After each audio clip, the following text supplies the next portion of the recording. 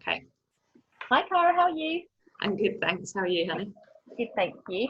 So we've got a question from a mummy who says she's having a really bad couple of months. She is 4 months on from the loss of her baby, and they've started trying again.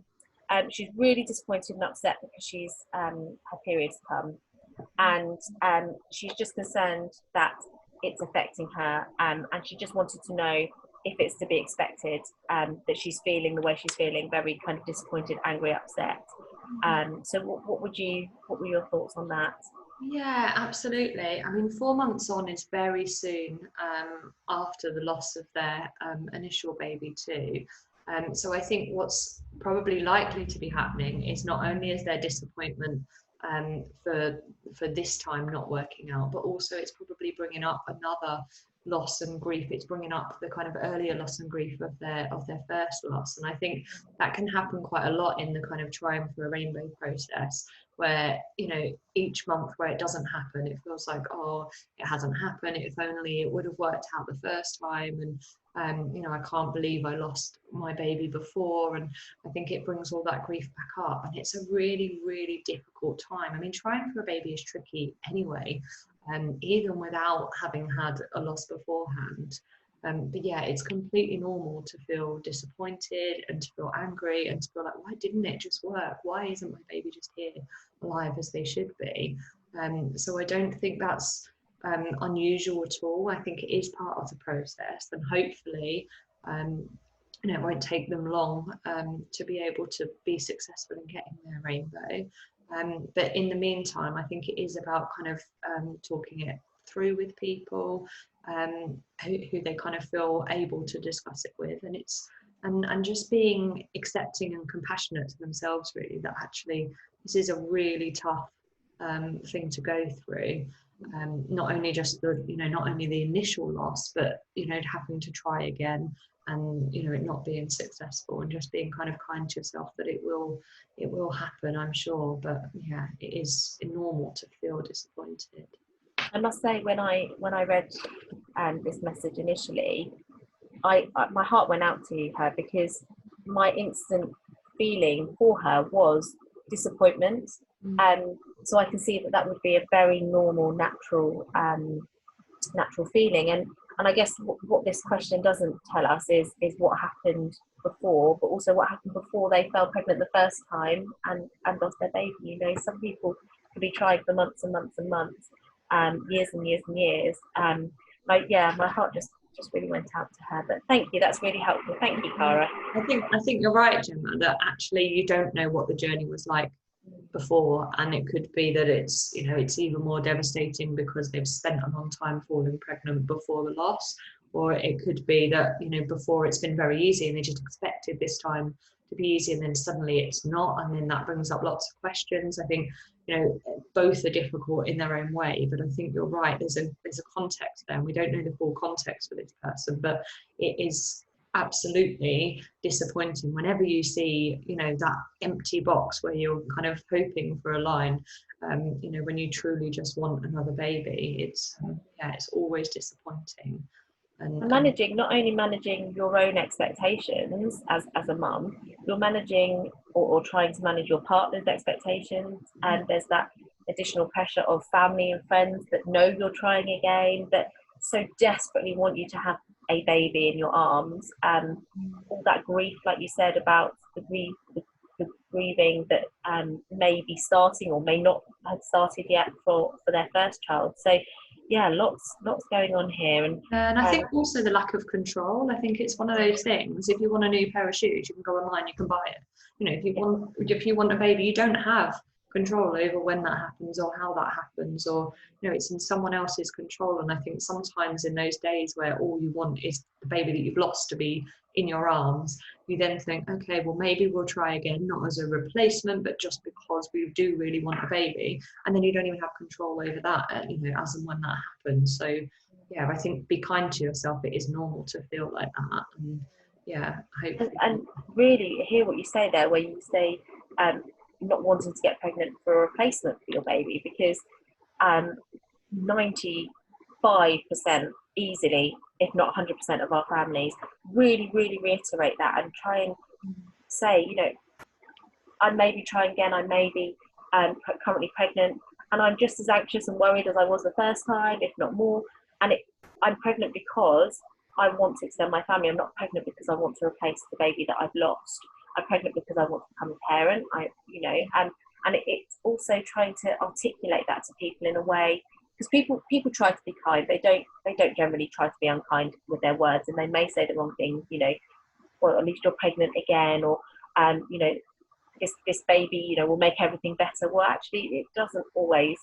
You know, it may make you feel a bit better for a while because you are expecting to have that baby in your arms and you haven't.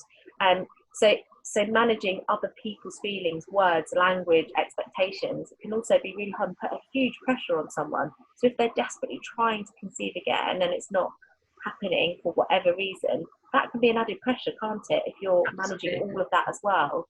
Yeah, and I think you're right, there is this pressure. I think when you have a devastating loss, family and friends, as you say, are nearly always well-meaning, and what they generally want for you is some form of happy ending at some point in the future. And I think for lots of people, they think, okay, the happy ending is you will have another baby and then you will feel happy again. Not that you will forget the first baby, but that you will feel happy again and then things will be okay.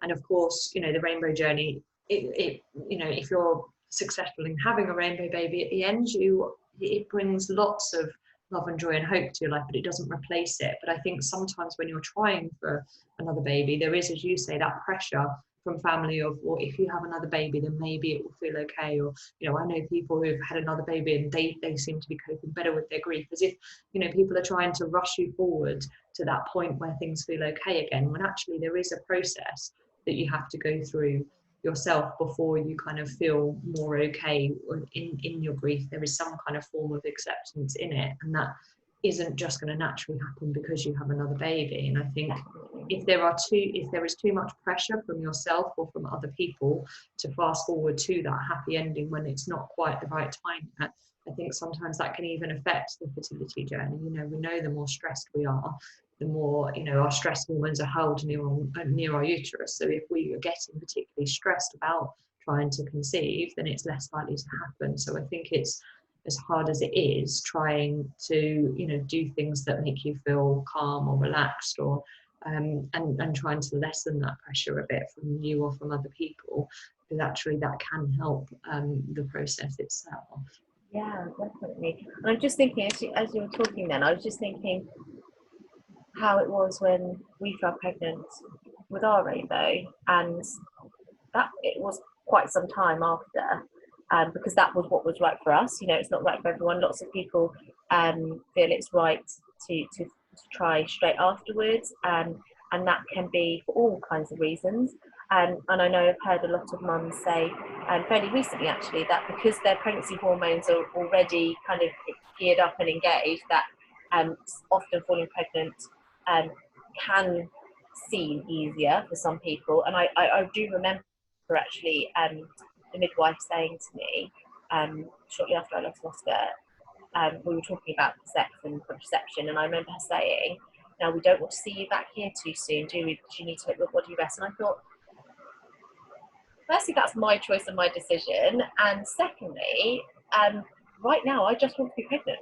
I should be pregnant for the next 3 months. So if I choose to go home and start trying again now, that's because that's my choice. So I do remember like certain phrases and certain language that people said that then put that pressure on me, because I just wanted to be pregnant. I wanted to have my baby, and I can now see, having waited to fall pregnant with my rainbow, actually, that time was definitely needed, especially for my body to heal, for my mind for my mind to rest. My body needed to rest, my mind needed to rest, and my heart needed to process everything that was going on, because not only did I lose my son, I lost my dreams for my future at that time, and I can see now how key it was to have waited, because that was right for me. But I think you raised a really good point there. And I remember one of my friends lost a baby, and she said that her consultant said to her that most people fall pregnant about a year or more after having their first loss, and it's because that is the time that the body's taking to adjust, and because of hormones, and you know, for lots of people the first year of the grieving process is the most difficult, and that sometimes people aren't emotionally, physically, psychologically ready until a year. And as you said, that's not to say that someone shouldn't be trying early in that. That is right for you, absolutely. But sometimes people find it takes a little while because actually their body isn't quite ready, and then when the body feels ready, then they fall pregnant. So sometimes it's not that there's necessarily a problem or that it won't happen to you. It's, you know, for you, it's just that the body is still trying to process it, and you know, it will happen as and when it's ready. And that ready point is different for everyone. I don't think, you know, a year is a good meter, as that kind of consultant had said, but I think there is a good point there that actually, you know, the body has to feel ready, and emotionally you have to feel ready, and sometimes that takes a little bit longer than we realise. Definitely. Well, thank you very, very much for your time today, Cara. As always, your knowledge and experience is very much appreciated. And I think now would be a really good time to say that if there's anyone else within our rainbow groups or support groups that would like to ask any questions, you're more than welcome to submit them to Cara and I, and we're happy to answer them as we are now recorded, and that we can post on our social media for you to access. So please feel free to submit those to us or join our Zoom chats. Is there anything you want to add there, Cara? No, no, just as you said, that's right. Just if you want to submit a question, it's outside of the Zoom allocated slot, you can still submit those questions. And we'll happily answer them in this kind of forum. If you're happy for it to be shared so other people can benefit from the answer as well, that's great. Obviously, we won't share your name or your kind of details, or we can just send you the kind of answer privately if you prefer. But it'd be great if we could share it to help others. But yeah, please do join the Zoom chats if it would be helpful to do so. You don't have to have video on. If people would prefer to remain kind of more anonymous and have video off, you can do. But yeah, we'd like to be able to support at such a difficult time to be pregnant, and or, you know, trying for a rainbow, or having just had a rainbow, depending where you are on your journey. You know, there's less support out there at the moment than normal. So please do use this support if it will be helpful for you. Thank you.